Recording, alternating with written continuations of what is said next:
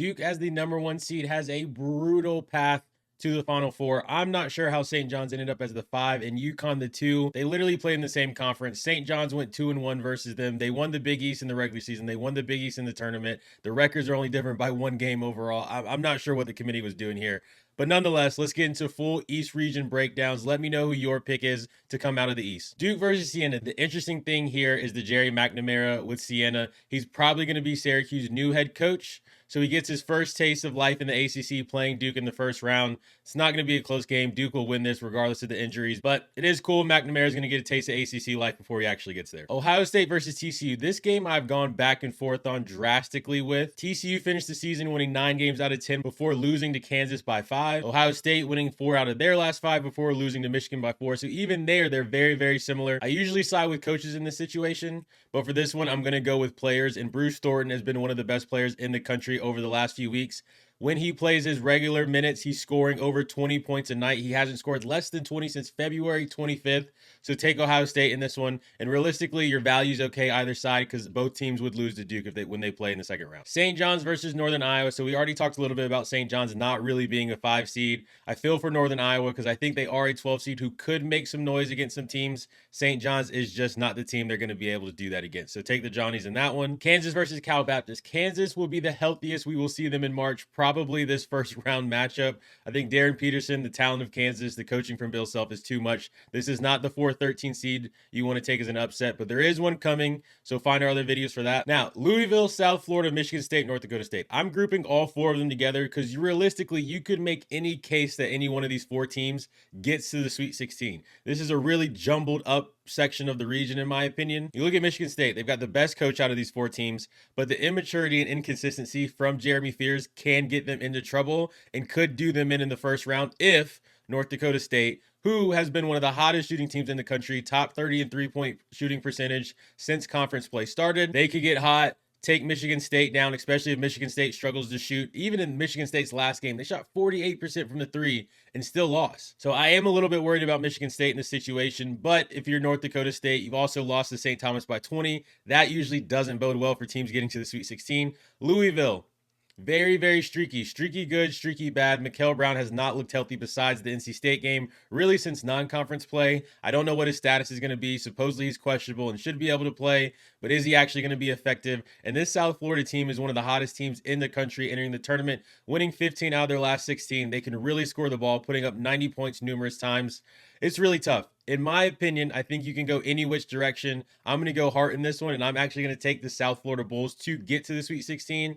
They'll beat Michigan State in the second round. I know I jumped ahead there, but I wanted to group those teams together because realistically, that 4 could go any which direction. UCLA versus UCF. I think a lot of people will look at UCLA as a potential Sweet 16 Elite 8 type team.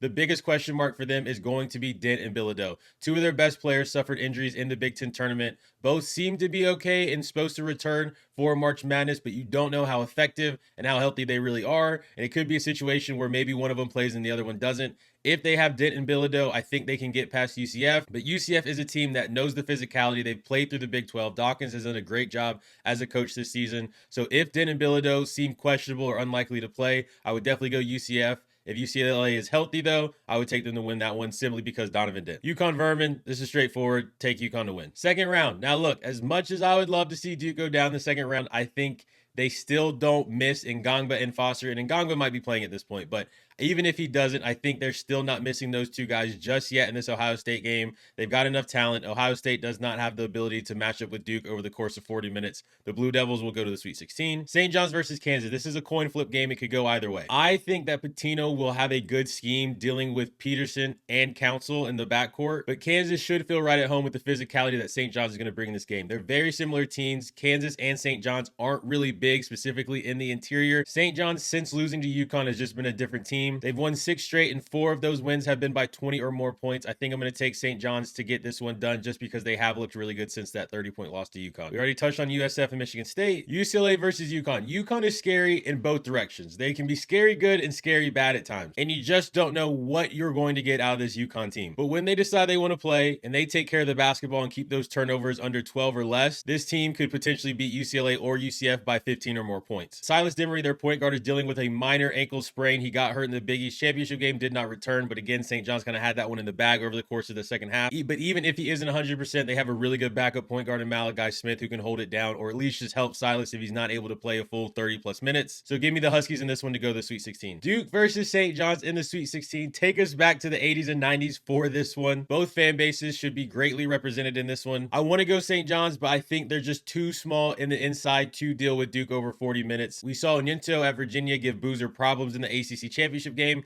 St. John's just really does not have a player like that. The only player they could go to similar to that is Ruben Prey, but he hasn't played more than 20 minutes at all this season, and I doubt Pitino picks this game as the game to put him in for that. St. John's and Duke will have the full 4 days to prep for this one, so maybe it gets interesting there. Maybe Pitino tries to throw that when he looks at the Virginia game tape that we saw from Duke in the ACC championship, but I still think Duke, with their size and physicality, St. John's won't be able to match up over 40 minutes. Take Duke to get to the Elite Eight. UConn versus South Florida. I think the South Florida train ends here. To me, UConn is too talented, too deep, and if they can get out of their first little section of the region and get to the Sweet 16, I don't think any of those 4 teams we talked about, Louisville, SF, Michigan State, North Dakota State, could beat UConn. So UConn's toughest game is probably going to be that UCLA or UCF game. If they get to this point, no matter who they play, I would take UConn to get to the Elite Eight. And then UConn versus Duke in the Elite Eight. Shire might be the best young and upcoming head coach, but Hurley is still the man when it comes to this March Madness stuff.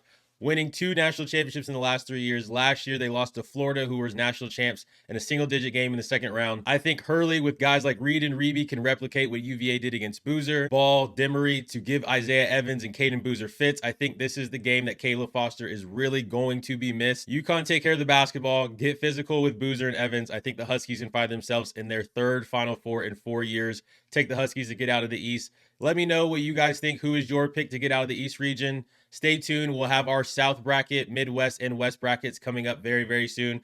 Please hit like if you like the video. Hit subscribe to enter your name in the portal. We'll see you guys on the next one. Thanks.